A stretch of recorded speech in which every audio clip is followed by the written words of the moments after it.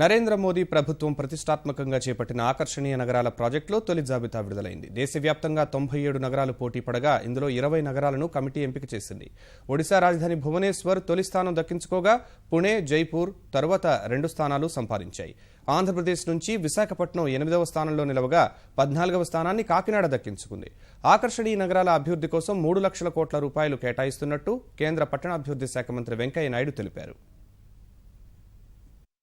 ఆకర్షణీయ నగరాలుగా అభివృద్ధి చేయబోయే తొలి 20 నగరాల జాబితాను కేంద్రం ప్రకటించింది.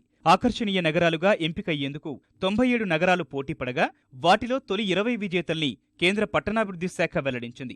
జాబితాను ప్రకటించిన ఆ శాఖ మంత్రి వెంకయ్య నాయుడు ఈ పోటీలో 78.83% స్కోరుతో భువనేశ్వర్ తొలి స్థానం దక్కించుకున్నట్టు ప్రకటించారు. 77.42% మార్కులతో పూణే 2వ స్థానం, 73.83%తో జైపూర్ 3వ స్థానం దక్కించుకున్నాయి.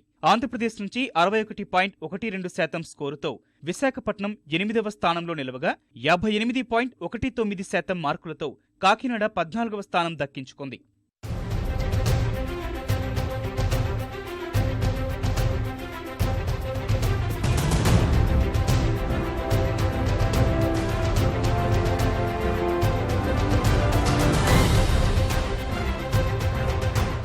స్మార్ట్ సిటీ పథకం అమలుతో ప్రజల జీవన ప్రమాణాలు మెరుగుపడతాయని మంత్రి వెంకయ్య నాయుడు స్పష్టం చేశారు. ఆకర్షణీయ నగరాల ఎంపికలో పారదర్శక విధానం పాటించినట్టు వివరించారు. స్మార్ట్ సిటీల ప్రణాళికలో 1,52,00,000 మంది ప్రజల భాగస్వామ్యం ఉందన్న మంత్రి వీటి కోసం 3 లక్షల కోట్ల రూపాయలు కేటాయిస్తున్నట్టు తెలిపారు. తెలంగాణ గాని, ఆంధ్రప్రదేశ్ గాని, తమిళనాడు గాని, కేరళ గాని భాషను బట్టి, వేషాన్ని బట్టి ఇక్కడ ఏమి నిర్ణయించలేదు. ఏ నగరాలు దానికి ఎంపిక అయ్యాయో ఆ నగరాలు ఇందాక ఆ నగరాల యొక్క పనితీరును బట్టి, ఆ నగరాల యొక్క సంసిద్ధతను బట్టి ఆ ఎక్స్పర్ట్ కమిటీ నిర్ణయించింది. మొదటి దశలో 200 కోట్లు మొదటి సంవత్సరం ఇస్తాం. తర్వాత సంవత్సరం 100 కోట్లు, మొత్తం మీద 500 కోట్ల రూపాయలు కేంద్రం ఇస్తుంది. ఈ లిస్టు చూసిన తర్వాత కొన్ని రాష్ట్రాలు ఈ మొదటి లిస్టులో చేరలేకపోయాయి.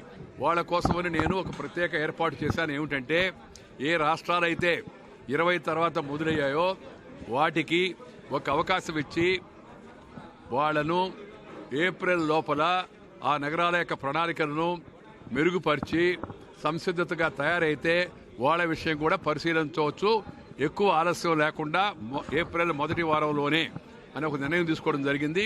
రానున్న కాలంలో ఏడాదికి 40 ఆకర్షణీయ నగరాల చొప్పున కేంద్రం ప్రకటించనుంది. ఇలా ఎంపికైన నగరాల్లో త్రాగునీరు, విద్యుత్, పరిశుభ్రత, ఘన వ్యర్థాల నిర్వహణ, రవాణా, ఐటీ అనుసంధానత, ఈ పరిపాలన వంటి కనీస మౌలిక వస్తుల్ని అభివృద్ధి చేయనుంది. పట్టణాల్లో ఆర్థిక అసమానతల పెరుగుదల దేశ భద్రతపై తీవ్ర ప్రభావం చూపుతోందని వెంకయ్య ఆందోళన వ్యక్తం చేశారు. అమృత్, ఆకర్షణీయ నగరాలు, స్వచ్ఛ భారత్, ప్రధానమంత్రి ఆవాస్ యోజన వంటి పథకాల ద్వారా సమ్మిళిత అభివృద్ధి సాధించేందుకు ప్రభుత్వం కృషి చేస్తోందని వెంకయ్య చెప్పారు.